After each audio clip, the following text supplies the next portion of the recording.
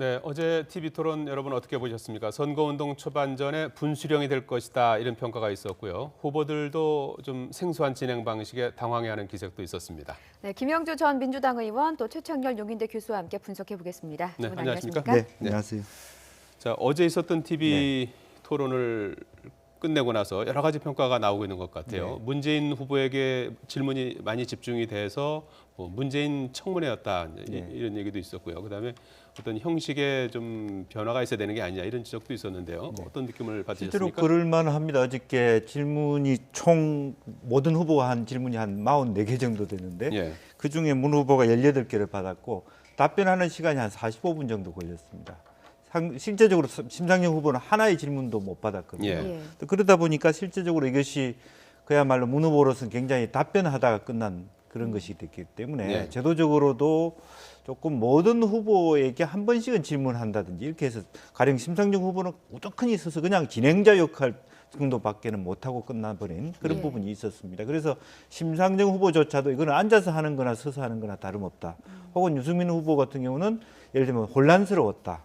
여러 가지 평가. 또 솔직하게 얘기하시는 우리 홍준표 후보는 다리 아팠다. 이렇게 얘기를 하셨어요. 아팠다고요? 그래서 그런 부분에 대해서 신선한 부분도 있었지만 내용적으로는 오히려 1차 토론보다는 더 후퇴한 측면도 있다는 생각이 듭니다. 너무 이념 공세, 비전과 정책 공세로 나아가지 못하고 재탕하는 질문도 많았고 이념지향적으로 많이 하다 보니까 듣는 사람 입장에서도 답답하고 깝깝하고 혹은 어렵고 이런 부분이 그 시청자 여러분에게도 느껴지지 않았을까 그렇게 생각이 듭니다. 교수님은 어떻게 보셨습니까? 저도 우리 생각이 비슷합니다. 스탠딩 토론의 본래 취지는 보다 역동적으로 하면서 동선을 왔다 갔다 하면서 하는 게 원래 스탠딩 토론이거든요.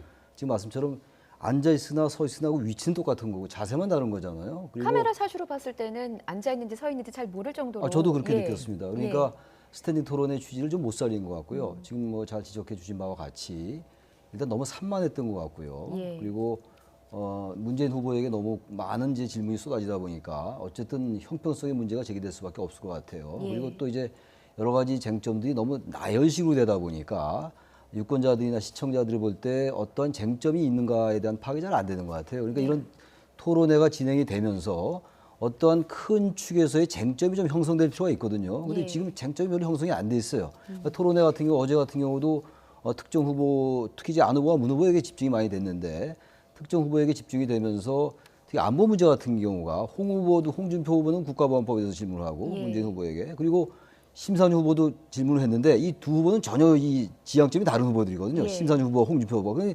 국가보안법을 가지고 이제 문재인 후보를 통해서 서로의 선명성을 나타내는 이러한 구도는 썩 그렇게 바람직한 구도는 아닌 것 같아요. 그래서 지금 토론회가 4번이가 남았잖아요. 그래서 지금 여러 문제들이 지적되고 있으니까 그런 것들이 좀 보완이 됐으면 좋겠습니다. 자, 이 TV 토론 이후에 오늘도 뭐 하루 종일 뜨겁게 달군 이슈가 바로 이제 이 문제인데요. 어제 이제 안보 이슈가 다시 점화되지 않았습니까? TV 토론에서 나온 북한을 주적으로 보느냐는 질문에 대한 문재인 후보의 답변을 놓고 논란이 일고 있는데요. 우선 녹취를 잠깐 들어보시겠습니다. 북한이 주적입니까? 북한이 우리 주적입니까? 주적. 그런 규정은 대통령으로서는 할 일이 아니라고 생각합니다. 아니 아직 대통령 안 되셨으니까 지금 그래도 생각 대통령이 어떻습니까? 될 사람이죠. 아니요. 대통령은 앞으로 대통령 남북 관계를 되시기 전에 풀어가야 될 사람이에요. 대통령 되시기 전에 우리나라 대한민국 국방부 북방백서에 북한군은 우리 주적이다 이래 나오는데 국방부로서는 할 일이죠. 그러나 대통령이 할 말은 아니라고 봅니다. 문재인 후보 최근에 사드 배치 등 뭐 다소 이제 우클릭한다는 얘기가 나올 정도로 외연 확장에 상당히 신경을 쓰는 그런 모습인데요. 어제 저 답변은 적절했다고 보십니까? 실제로 보니까 오늘도 이제 그 주적 논란이 국방부까지도 나와서 이어졌는데요. 아침에 또 안철수 후보가 어떤 그 공식 그 기자 토론회에서도 그런 얘기를 했습니다만은 어제까지만 해도 문재인 후보가 이 주적 개념이 적시돼 있는지 안 돼 있는지도 확인은 잘 안 됐던 것 같습니다.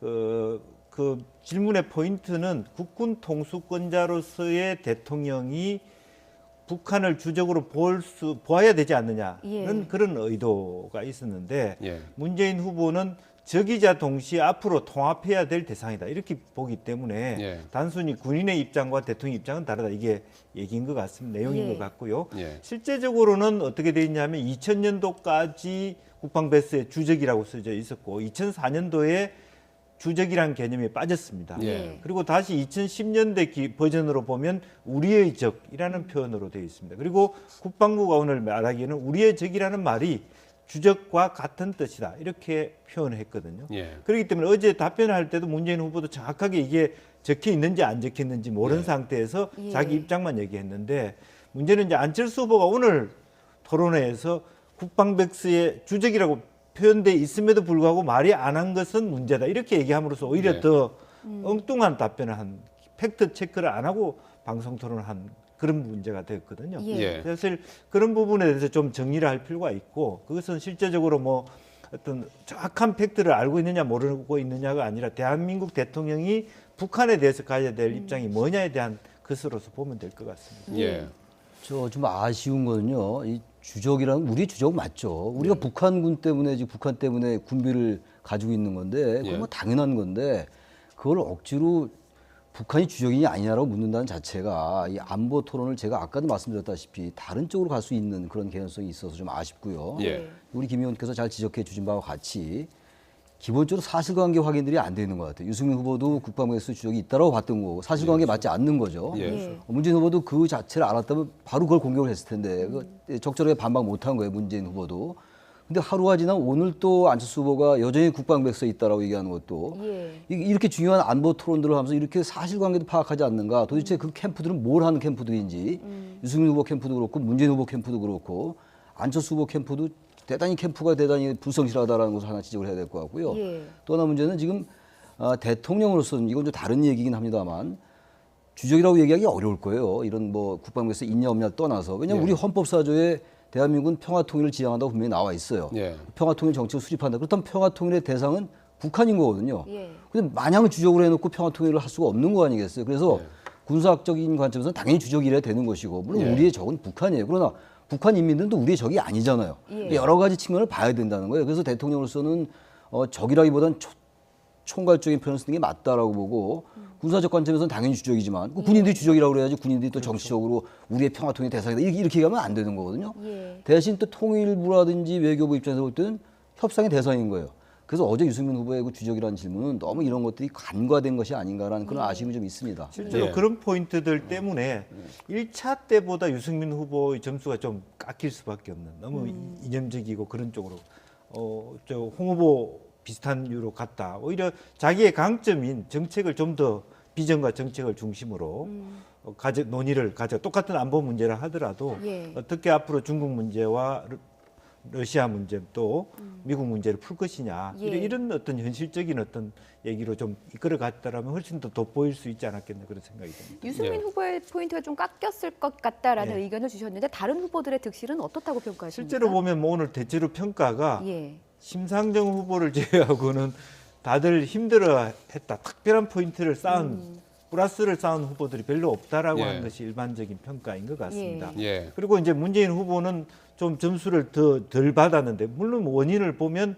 45분간 답변만 받다 보니까 본인도 예. 좀 힘들어했던 것도 사실이고 그게 예. 약간 그 드러난 것도 있다고 보고 예. 단 우리 안철수 후보는 지난번보단 좀 더 여유가 있고 좀 어떻게 보면 좀 부드러움 1차 때는 너무 경직돼 있다는 그런 예. 평가를 받았는데 예. 그래서 본인은 어제 또 그 평가에 대해서 앞으로 더 잘할 수 있다 예. 좋았던 것 같다 이렇게 얘기하는 것 같습니다. 예. 아까 그 주적과 관련해서 국방부가 오늘 기자들에게 주적 논란과 관련해서 약간 설명을 했는데 주적 개념은 안 쓴다 예. 이런 언급을 했고요. 하지만 북한을 이제 적으로 규정하고 있다. 네. 예, 군사적으로는 우리 이제 적으로 최 교수님 규정하고 있는 말씀하신 것 대로 같죠. 당연히 예. 북한이 본인이 적이죠. 적을 안 하면 국방부 자체 존재 이유가 예. 어디 있겠습니까? 그리고 이제 문재인 캠프 쪽의 입장은 이제 군사적 대치 개념과 정치적 입장에서 보는 북한을 구분해야 된다. 네. 이제 그런 얘기죠. 그 네.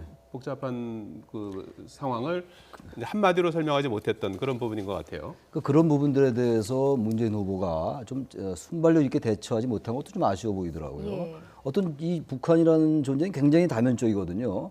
그리고 북한의 그 아주 수뇌부, 못된 수뇌부, 도저히 이성적이지 않은 광기 어린 집단이 있는가 하면은 그 지금 지배를 받고 있는 북한의 인민들도 있는 건데 북한은 총칭으로 주적이다라고 얘기하는 거는 맞지 않는 건데 예. 문 후보가 좀 그런 것도 좀 잘 논리적으로 이렇게 대응을 했었으면 훨씬 그러니까 좋았을 내용이 텐데 잘못됐다기보다는 예. 표현을 좀 더 잘할 수 있을 대통령으로서 얘기하면 안 된다라고 얘기하니까. 통수권자로서의 예. 대통령이지만 군 통수권자 입장에서는 국방부와 같이 적으로 볼 필요가 있다. 그러나 북한에 있는 사람이 다 적은 아니지 않느냐. 예. 또 대화의 상대일 수 있다. 이렇게 얘기하면 훨씬 더 쉽게 넘어갈 수 있지 않았겠나 생각합니다. 예. 예.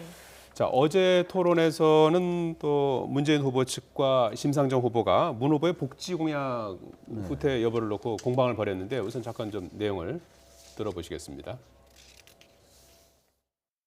뭐 복지 공약뿐만 아니라 공약이 전반적으로 후퇴했는데 그걸 그 문 후보님이 결정하셨습니까? 아니, 말씀을 해보십시오. 무슨 말씀인지 모르겠네요. 유아 아동 수당은 2분의 1로 줄이셨더라고요. 그 다음에 청년 수당은 7분의 1로 줄였고 또 육아 예산은 4분의 1로. 그 다음에 노인 기초연금은 또 3분의 2 수준으로 대폭 삭감을 했습니다. 그거 모르고 계세요? 어머님? 그것을 처음 발표한 건데 그것을 줄였다고 하면 어떻게 합니까? 아닙니다. 선관위원회 보고된 이후에 수정하신 거고요. 제가 충분히 검토해보고 말씀을 드리는 겁니다. 저는 제가 정치인 돼서 가장 아픈 말이 이런 말입니다. 사기꾼 말을 믿지 정치인 말을 믿냐. 우리 국민들 그렇게 불신을 이야기를 합니다.